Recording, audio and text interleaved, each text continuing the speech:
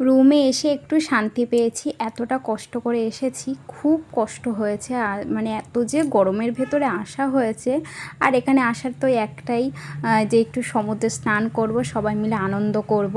তো এখানে এখন সবাই মিলে আমরা একই ঘরে বসে রয়েছি। আর আমার বোনাই গিয়েছে এই হোটেলের রুমের মানে হোটেলের একদম নিচে ওদের রেস্টুরেন্ট রয়েছে, তো সেখানে খাবার কি কি রয়েছে না রয়েছে সেটা দেখতে গিয়েছে। যে আদৌ আমরা খেয়ে যাব কি এসে খাবো এখনও ডিসাইড হয়নি, কিন্তু ওখানে কী কী রান্না হচ্ছে না হচ্ছে সেগুলো এখন দেখা হচ্ছে যে খাওয়া যেতে পারে কি না। তো এখানে আমার বর বাড়িতে ফোন করে জানিয়ে দিচ্ছে, আমার বোন ওখানে ফোন করে জানিয়ে দিচ্ছে।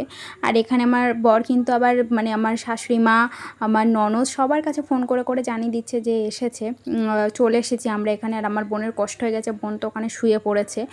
আর এই যে এখানকার যে ভিউটা আমার যে এত সুন্দর লাগছে, মনে হচ্ছে না সারাক্ষণ এখানেই আমি দাঁড়িয়ে থাকি, বসে থাকি, এখান থেকে শুধু দেখি। ও দেখো এই ফোনে এখানে ও সব মানে সবার সাথে কথা টথা বলে নিচ্ছে। আর একটু পরে আমরা ফ্রেশ ট্রেশ হব, তারপরে দেখব বাইরে যেতে পারি কি না।